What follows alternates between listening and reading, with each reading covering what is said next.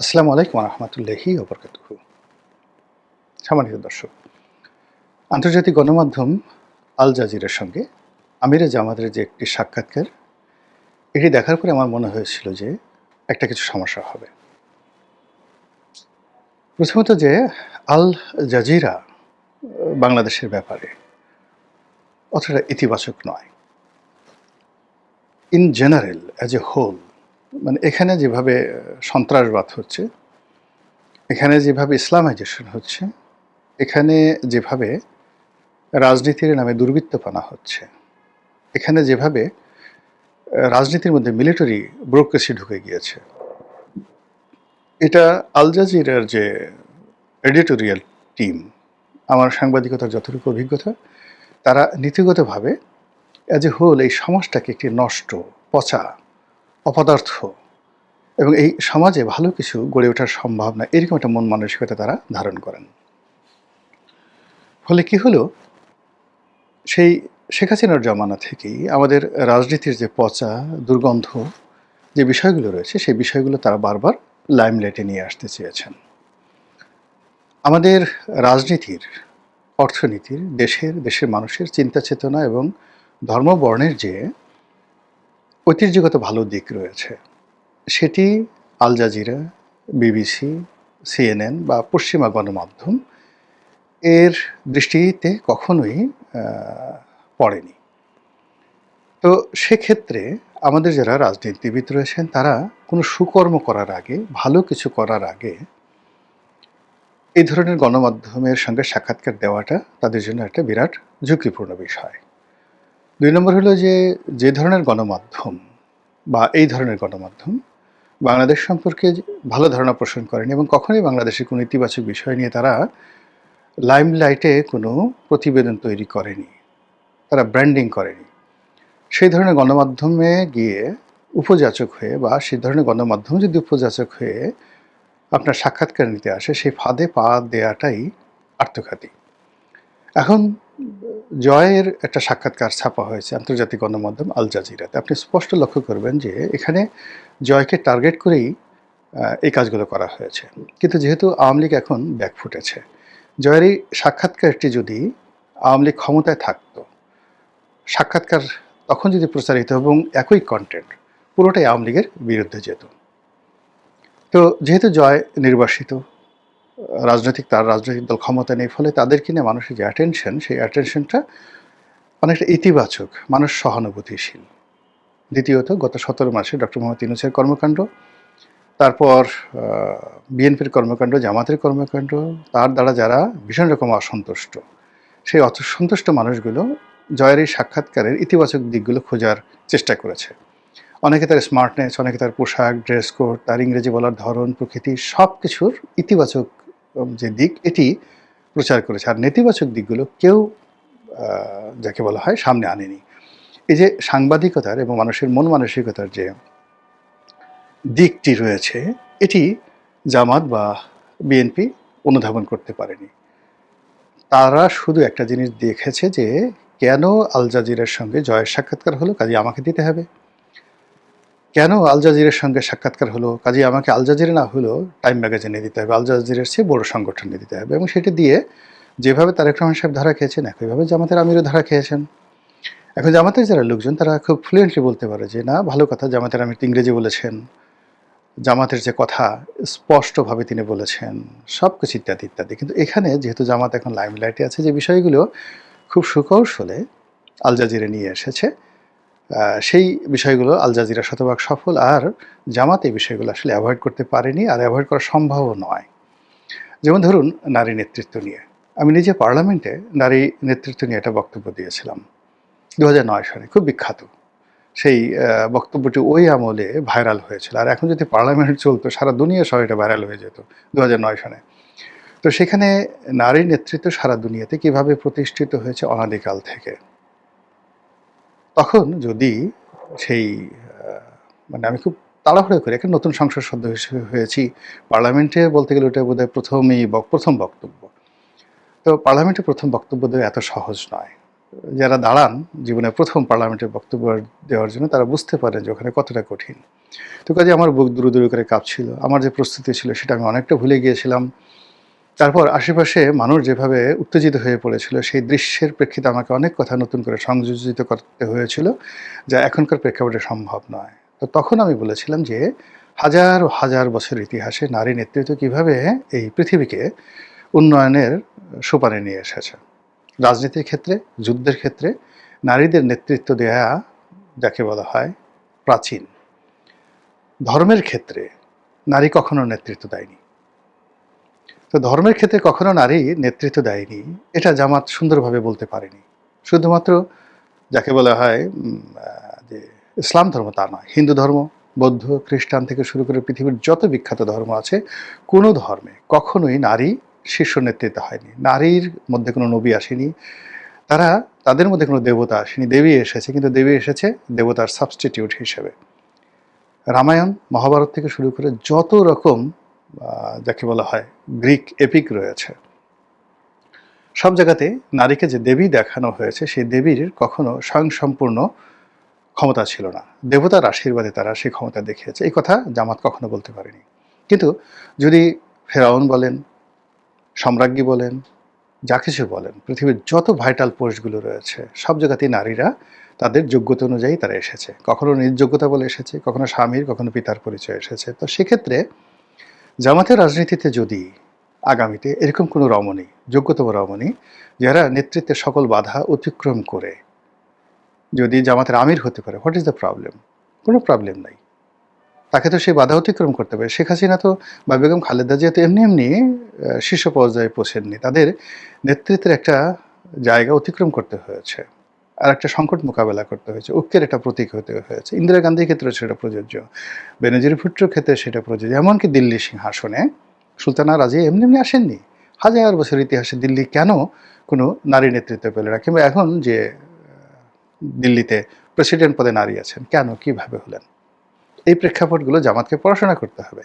তো জামাত সেই পড়াশোনা যদি করতেন, তাদের সেই ইমানটা যদি বাড়তো, একিনটা বাড়তো, নিজেদের আত্মবিশ্বাস যদি বাড়তো, তো তিনিও বলতে পারতেন যে আগামী দিনে প্রয়োজনে সময় সাপেক্ষে জামাতের আমির হতে পারেন কোনো নারী, বা প্রধানমন্ত্রী হতে পারেন, জামাতের প্রধানমন্ত্রী হতে পারেন নারী প্রধানমন্ত্রী। কিন্তু জামাত কখনোই বাংলাদেশের গ্র্যান্ড মুফতি রূপে কিংবা কখনোই বায়তুল মোকাররমের খতিব রূপে কোনো নারীকে মনোনয়ন দেবে না।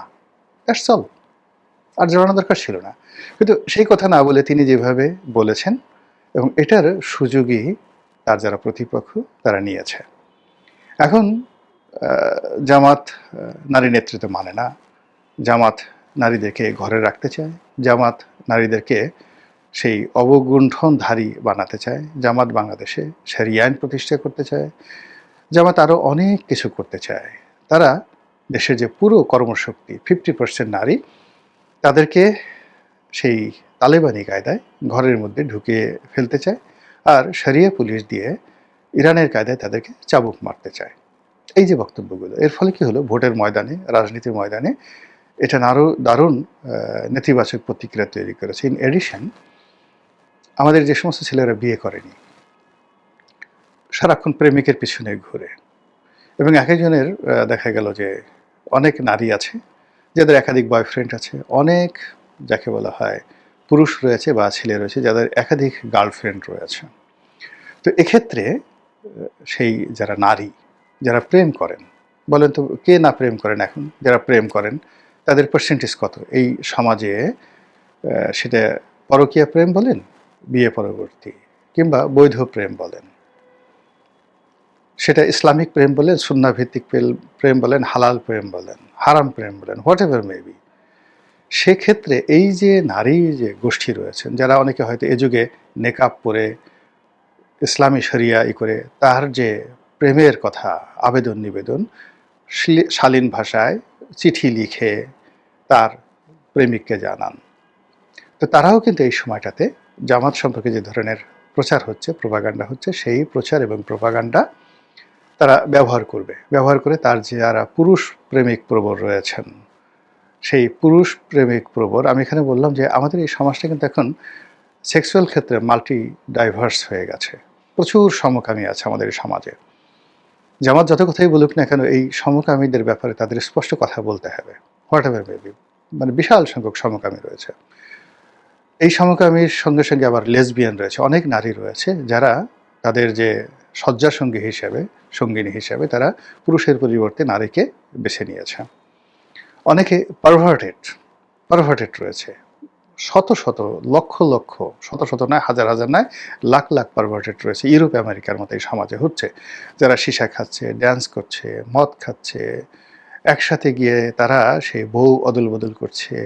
এই জিনিসগুলো বুঝতে হবে, এদের একটা করে ভোট আছে। এরপর আমাদের সমাজে তৃতীয় লিঙ্গ রয়েছে, এবং তৃতীয় লিঙ্গ কেন্দ্রিক একটা গ্রুপ রয়েছে, যেটা মানে এই অশ্লীলতার চরম পর্যায়ে। কাজে এখানে সব ব্যাপারে দেবতাগিরি দেখালে রাজনীতি হবে না। সব ব্যাপারে কথা বলতে গেলে বিপদ বিপত্তি বাড়বে। দেশের ট্র্যাডিশন, মন মানসিকতা, চিন্তা চেতনা একত্রে করে তাকে এই কথা বলতে হবে। পৃথিবীর সবচাইতে মানে গত 100 বছরের প্রশংসিত যে কজন রাজনীতিবিদ রয়েছেন তার মধ্যে বারাক ওবামা প্রধানতম।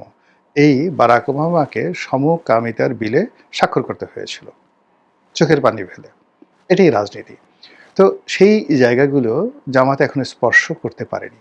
জামাতের যারা কর্তা ব্যক্তি রয়েছে তাদের যে গবেষণা সেল, সেই গবেষণা সেল আবুল আলা মওদুদি পর্যন্ত রয়ে গেছে। তাদের এই গবেষণা সেল মানে তাদেরা যাকে আল্লামা বলেন, আল্লামা হজরত গোলাম আজম রহিমাল্লাহ, তার যে ছোট ছোট চটি বই রয়েছে, সেই চটি বইয়ের মধ্যে, চটি বললাম না, মানে ছোট ছোট ওনার কতগুলো বুকলেট রয়েছে। উনি বড় কোনো বই রচনা করেছেন বলে আমার জানা নেই। জামাতের বেশ কয়েকজন আমার সাথে দেখা করতে সেরকম কিছু ছোট বই দিয়ে গেছেন। তো ওই বইগুলোর মধ্যে জামাতের যারা লোকজন তাদের জ্ঞান সীমিত রেখেছে, কিন্তু এর বাইরে যে বিশাল একটা ইসলামী জুরিসপ্রুডেন্ট রয়েছে, আল রাজির যে বিখ্যাত গ্রন্থ রয়েছে, ইবনে সিনার যে দার্শনিকতা রয়েছে, জাবির আল হায়ানের যে দার্শনিকতা রয়েছে, যেটি তাদের জামানাতে অন ইসলামিক বলা হতো, তাদের জামানাতে কুফেরি মতবাদ বলা হতো। এমনকি ইমাম বুখারীর যে অনেকগুলো হাদিস রয়েছে যেগুলো ওই সময়টাতে তাকে পাগল বানিয়ে ফেলেছিল। তিনি অনেক দেশ থেকে বহিষ্কৃত হয়েছিলেন এবং তার নিজের দেশে তিনি ঢুকতে পারেননি, এবং সারাটা জীবন শেষ বয়সে তিনি অপমানিত, লাঞ্ছিত এবং কষ্ট পেয়েছেন, অনেক কষ্ট পেয়েছেন ইমাম বুখারী রহমতুল্লাহ আলাইহে। তো ইসলামের এই বিষয়গুলো তাকে বুঝতে হবে যে এখন 500 বছর পরে, 1000 বছর পরে আমরা যাদেরকে শ্রদ্ধা করছি তারাও কিন্তু তাদের জামানাতে নিদারুণভাবে নিন্দিত ছিলেন। তো এরকম এই যে আমরা এখন ইবনে কাসিরের তাফসির ইবনে কাসির পড়ি, আল বিদায়া ওয়ান নিহায়া পড়ি, এমনকি জামাত বিরোধী যে সকল শক্তি রয়েছে তারাও কিন্তু তাফসিরে ইবনে কাসির এখান থেকে উদ্ধৃতি দেন, কিংবা তাফসিরে কাবির, সেই তাফসিরে বিখ্যাত তাফসিরে কাবির। তো তাকেও যে তার স্বগোত্রের লোকজন যারা আছেন তারা মানে সমালোচনা করতেন, ঘৃণা করতেন, এটা কল্পনা করা যায়? ইমাম আল রাজিকে, তাফসিরে কবিরের লেখক, কিংবা ফাঁসি চেয়ে, মৃত্যুদণ্ড চেয়ে, প্রকাশ্যে পাথর মারার মানে ফতোয়া দিয়ে কবি নজরুলের বিরুদ্ধে যে কলকাতাতে অন্যান্য শহরে মুসলমানরা মিছিল করেছিল, এটা কয়জন জানেন? আমরা তো এখন তাকে মানে তার একটা গজল শুনে পাগল হয়ে যাই। তো যে এনিওয়ে, এখন এই জামাতকে এই জিনিসগুলো, রাজনীতি, কবিতা, সংস্কৃতি, এই জিনিসগুলো আরও অধ্যয়ন করতে হবে। আর সেগুলো করার পরে জামাতের যদি একটা গ্র্যান্ড সাকসেস থাকে, জামাতের এখন পর্যন্ত দৃশ্যমান কোনো সাকসেস নেই। তারা মানুষকে প্রতিশ্রুতি দিচ্ছে ধর্মের ভিত্তিতে একটি ইনসাফ ভিত্তিক শাসন কায়েম করার জন্য। তারা নিজেরা ব্যক্তিগত জীবনে অনেকে ভালো মানুষ বলে সমাজে একটা পরিচয় দিতে পেরেছে, কিন্তু এই ভালো মানুষগুলো কোনো পদ পদবিতে পৌঁছে, বড় কোনো পদ পদবিতে পৌঁছে ভালো কিছু কাজকর্ম করতে পেরেছে কোনো রকম নাই। আপনি ধরুন আমিরে জামাত ছিলেন যখন মতিউর রহমান নিজামী, তিনি ব্যক্তিগতভাবে সৎ ছিলেন, ভালো কথা, কিন্তু তার মন্ত্রণালয়ের অধীনিত সেই যে 10টা অস্ত্র মামলার যে মূল এভিডেন্স, সেটা হলো তার মন্ত্রণালয়ের অধীন, শিল্প মন্ত্রণালয়ের অধীন কর্ণফুলী ফার্টিলাইজারের যে টার্মিনাল, চট্টগ্রাম বন্দরের উল্টো দিকে, সেই টার্মিনালে এই অস্ত্রগুলো খালাস হয়েছিল। তিনি অস্বীকার করতে পারবেন এই মামলায় কি তিনি ভাসেননি? কিংবা আলী হাসান মুজাহিদি, তার সমাজ কল্যাণ মন্ত্রণালয়ে বিএনপি যে সকল সিদ্ধান্তগুলো তাকে বাস্তবায়িত করতে হয়েছে, তিনি কি বলতে পারবেন যে আমি জিহাদ করেছিলাম, আমি মেনে নিইনি, আমি পদত্যাগ করেছি? করেননি। তিনি ব্যক্তিগতভাবে ঘুষ খাননি, এটা হলো তার ব্যক্তিগত সিদ্ধান্তের ব্যাপার। কিন্তু যারা মুজাহিদ, যারা বিপ্লবী, তারা সমাজে পরিবর্তন আনেন, নজির স্থাপন করেন। জামাত কি এরশাদ জামানাতে কোনো নজির স্থাপন করতে পেরেছে? শেখ হাসিনার সঙ্গে তারা কি নেগোসিয়েশন করেননি? এরশাদের সঙ্গে স্বৈরাচার নেগোসিয়েশন করেননি? এরশাদের সঙ্গে বন্ধুত্ব করেননি? তারা কি ইয়াহিয়া খান, তারপরে টিক্কা খান তাদের সঙ্গে নেগোসিয়েশন করেননি? অন্যায়ের তারা অ্যালাইড হননি? তারা কি পাকিস্তান জমানাতে তারা সেই পাকিস্তান সরকারের প্রথমে অ্যালাইড, তারপরে তারা শত্রু হননি? তারা কি পাকিস্তানের সৃষ্টি বিরোধিতা করেননি? বাংলাদেশ সৃষ্টির বিরোধিতা করেননি? তো মানে ইতিহাস কি বলে? জিরো। তারা সৌদি আরবে এরকম ১০০ বছর যাবৎ রীতিমতো তাণ্ডব চালিয়েছেন। এখন সৌদি আরব ধরে ধরে মানে বর্তমান মোহাম্মদ বিন সালমান ধরে ধরে জামাতের যারা পন্থী তাদের দেশে রয়েছে তাদেরকে জেলে পুরছে। এবং এই যে জামাতের যে মতবাদ, সৌদি আরবে যে মতবাদটি রয়েছে রাজনৈতিক মতবাদ, এই মতবাদটিকে মানে সৌদি সরকার রীতিমতো গর্হিত অপরাধ মনে করে। তারা ইখওয়ানে মুসলিমিন, মুসলিম ব্রাদারহুডের কোনো কার্যক্রম সৌদি আরবে চালাতে দেয় না। এমনকি তুরস্কের একই পার্টি সেই মতাদর্শের, তাদেরকে সৌদি আরবে কোনো কর্মকাণ্ড করতে দেয় না। এবং এই রাষ্ট্রগুলোর সঙ্গে সৌদি আরবের সম্পর্ক ভালো না। তো বোঝার চেষ্টা করুন যে জামাতি মতবাদ মানে ওহাবি মতবাদ, সেই মতবাদের উপর একটি রাষ্ট্র প্রতিষ্ঠিত হয়েছে। সেই রাষ্ট্র প্রতিষ্ঠিত হওয়ার পর প্রায় অলমোস্ট 300 ইয়ার্স পর, 250 বছর পর, এখন সৌদি আরব বলছে যে না, এটা আমাদেরকে শেষ করে দিয়েছে। এই মতবাদ আমাদেরকে সারা পৃথিবী থেকে আলাদা করে দিয়েছে। আমরা সুন্নিয়তে ফিরতে চাই। এই যে থিওলজি, এই যে টার্মিনোলজি, এই টার্মিনোলজি সম্পর্কে জামাতকে আরও অনেক কিছু জানতে হবে। তারপরে যদি তারা কোনোদিন সরকার গঠন করে 5টা বছর, তারা যদি বলে যে না আমরা সরকার গঠন করে এই দেখো হযরত উমরের মতো একটা লিগেসি তৈরি করেছি। উমর ইবনুল হাফসুন, আপনারা জানেন উমর ইবনুল হাফসুনকে? সেই উমর ইবনুল হাফসুনের মতো আমরা একটি ইতিহাস রচনা করেছি। আমরা খলিফা দ্বিতীয় উমর ইবনে আব্দুল আজিজ, তার মতো করে একটি লিগেসি তৈরি করেছি। আওরঙ্গজেবের মতো একটি লিগেসি তৈরি করেছি। তখন তারা আল জাজিরাকে ডেকে বলতে পারে আসো আমাদের সাক্ষাৎকার নাও। আমরা সালাউদ্দিন আইয়ুবের মতো, সালাউদ্দিন আইয়ুবী একজন কুর্দি ছিলেন। মুসলমানরা নীতিগতভাবে কুর্দিদেরকে পছন্দ করে না, কিন্তু তার বীরত্ব এমন একটা লিগেসি তৈরি করেছে সারা পৃথিবীর সমস্ত মুসলমান সেই সালাউদ্দিন আইয়ুবীর পতাকা তলে তারা সমবেত হয়েছে। আবার কুতুবউদ্দিন বাইবার্স বা সুলতান কুতুস মামলুক সম্রাট, দুজনই মামলুক, একজন সিরিয়াতে আর একজন মিশরে। তো তারা যখন হালাকু খানের সেনাপতির বিরুদ্ধে বা হালাকু খানের বিরুদ্ধে অস্ত্র তুলে ধরেছিল, সারা মুসলিম জাহান তাদের অস্ত্রের নিচে যাকে বলে মাথা নত করে আনুগত্য দেখিয়েছিল এবং যুদ্ধ করেছিল। এবং তারা কেউ বলেনি যে আমরা দাস বংশের অধীনতা করতে পারবো না। তারা ওইভাবে তাদের লিগেসিটা প্রতিষ্ঠা করেছিল সুলতান বাইবার্স, রুকনুদ্দিন বাইবার্স, মামলুক সুলতান। তো জামাতকেও ঠিক একইভাবে যদি জামাত সেই লিগেসি তৈরি করতে পারে, তাহলে চরমোনাই থেকে শুরু করে আটরশি থেকে শুরু করে বাংলাদেশের প্রভাবশালী দরবার যেগুলো রয়েছে সব জামাতকে সমর্থন দেবে। সেটা তৈরি করার আগে, লিগেসি তৈরি করার আগে জামাত যতই স্বপ্ন দেখাক, সেই স্বপ্ন তো সেই যে সবাই দেখাচ্ছে, কুয়াকাটা মানে দেখাচ্ছে, একজন পীর আছেন না কুয়াকাটার পীর, সে দেখাচ্ছে, আরেকজন পীর আছে আব্বাসি, সেও দেখাচ্ছে। তো what is the difference between Abbasi and Kuakata and যাকে বলা হয় জামাতে আমিরে জামাত? কোনো ডিফারেন্স নেই, বিকজ পুরোটাই এখন কল্পনার জগতে আছে।